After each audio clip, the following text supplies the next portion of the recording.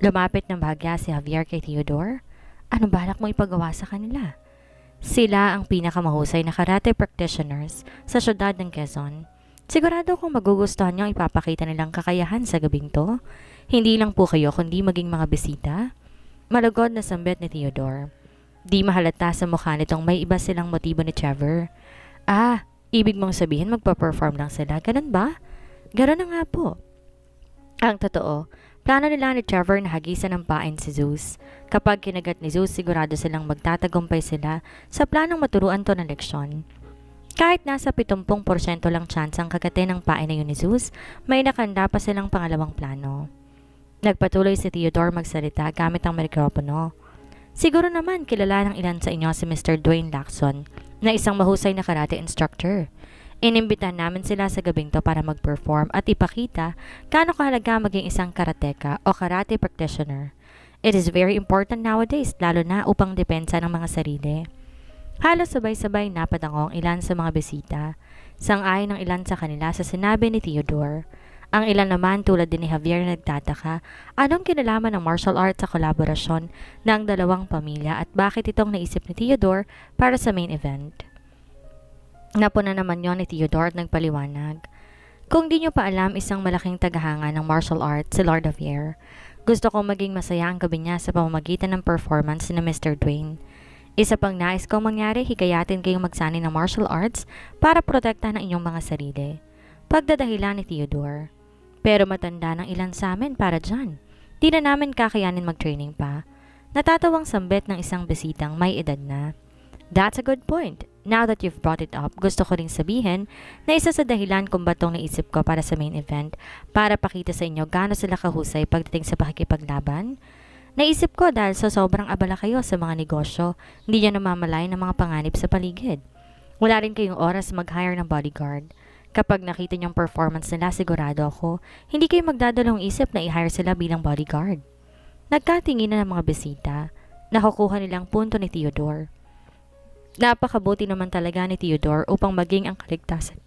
Alalahanin din ito. Nginitian ni Theodore si Trevor. Tulad ng sinabi niya, mabilis na lang na makumbinse sina Javier maging ang mga bisita. Tinangaan lang siya ni Trevor.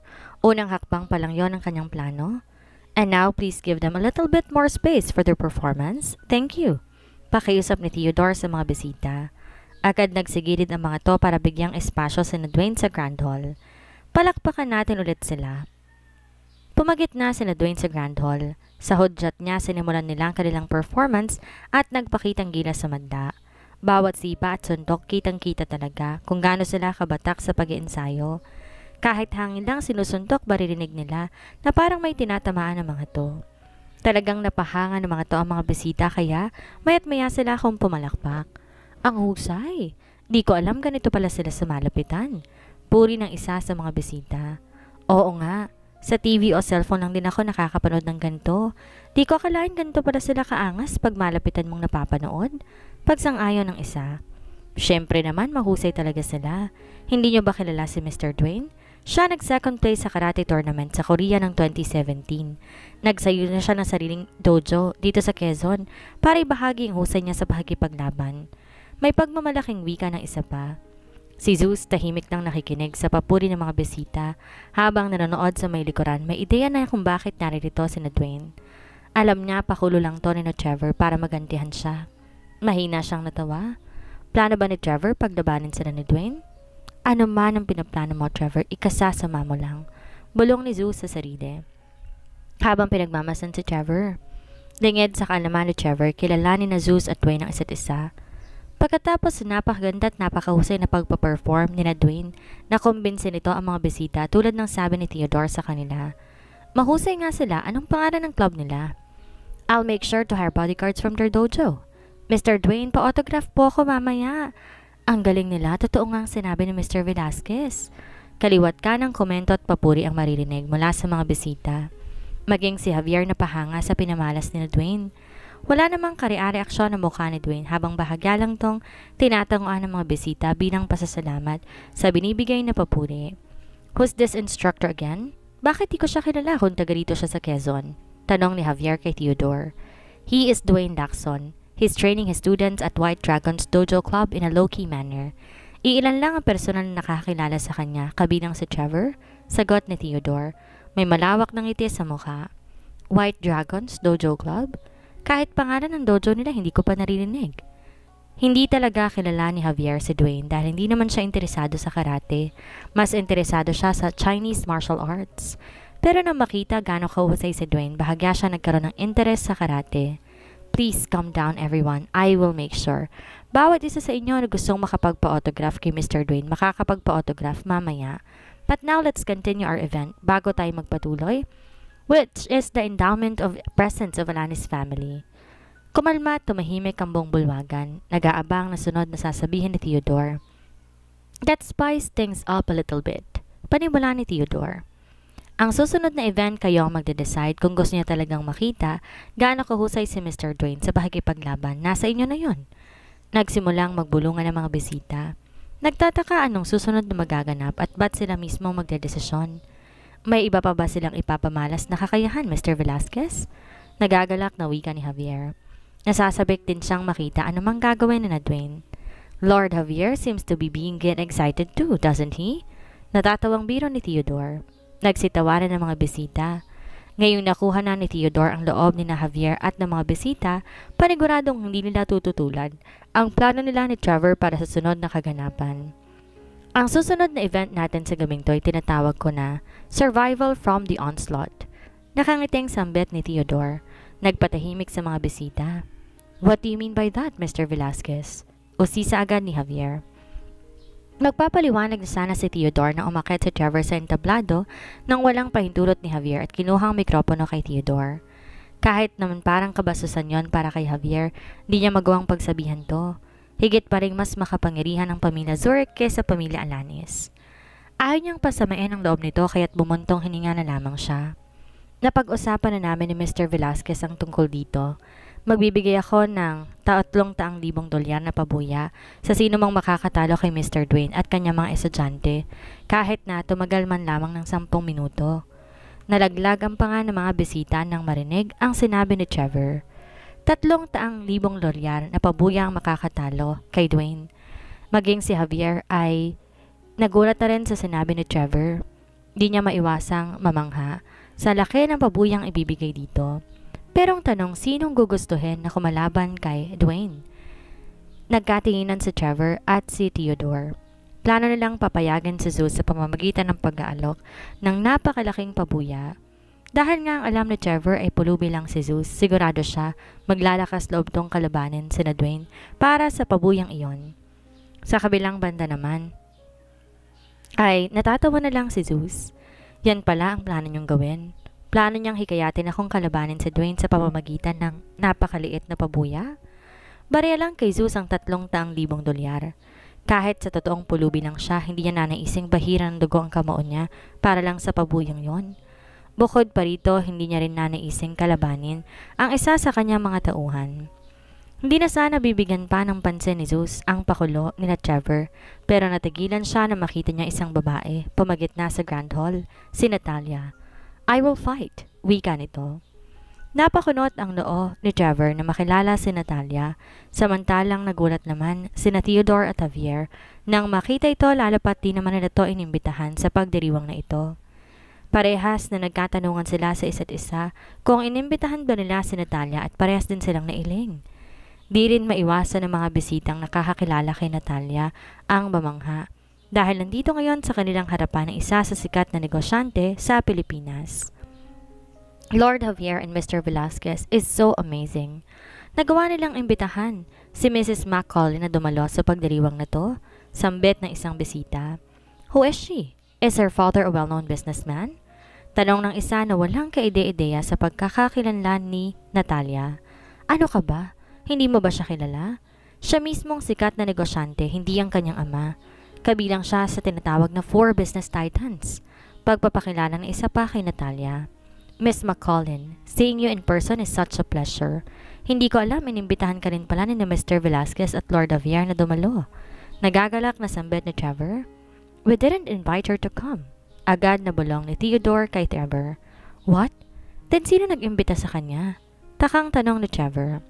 Sa puntong yon, kinawayan ni Kina si Natalia. Mabuti naman at nakapunta ka. May galak sa boses na yon ni Kina.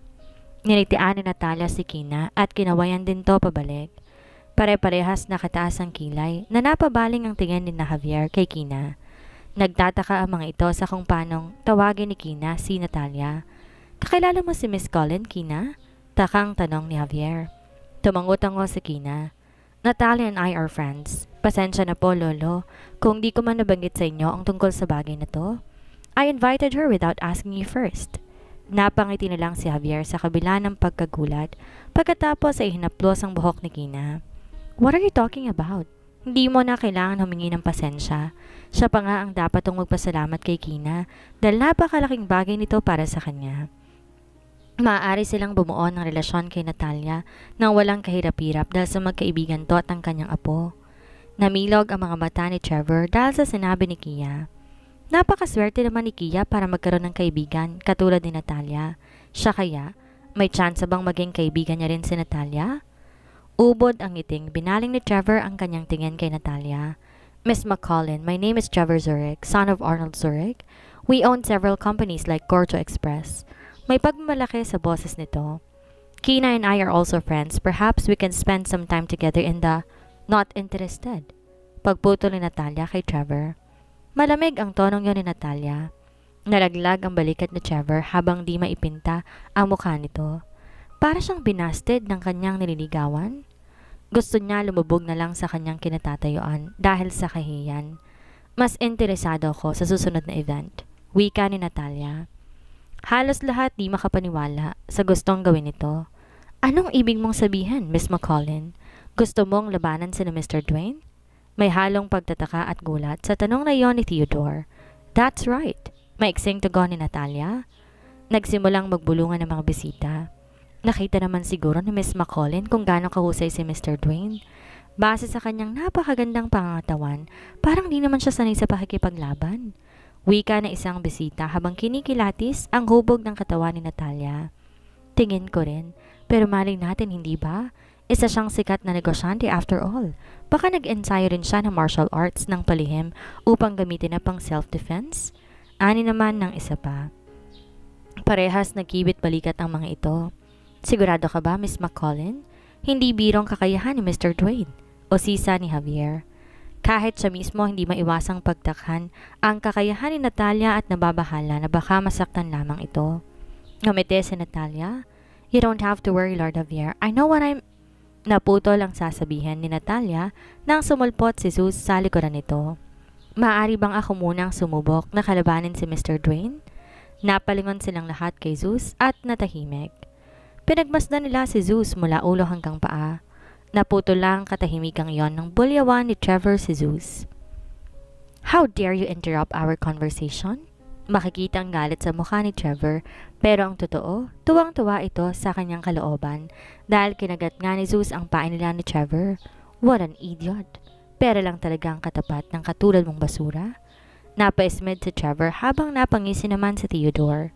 Hindi pinansin ni Zeus ang sinabi ni Trevor, sa halip, sinagot nito ang nagtatanong na tingin ni Natalia. Kakilala ko si Dwayne. Isa siya sa aking mga tauhan.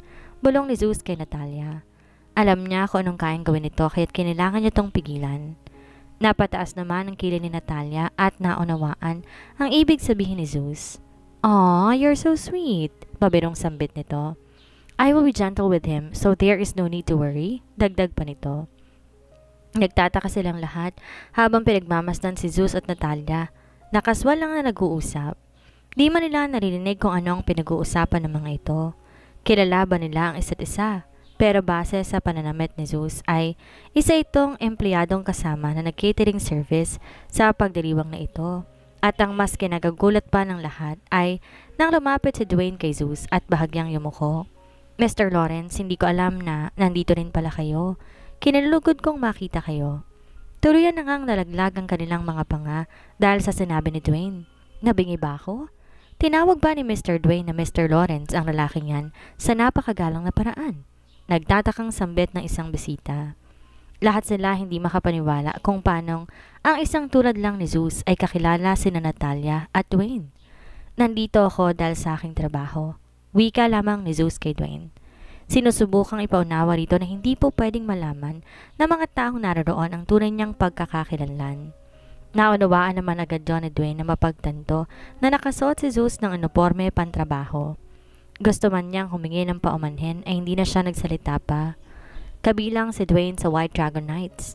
Isa siya sa may mataas na ranggo sa hierarkiya ng gang. Nanigas sa kinatatayuan nila, sina Trevor at Theodore. Magkakilala, si Zeus at Dwayne? Imposible. Agad bumawi ng postura si Trevor.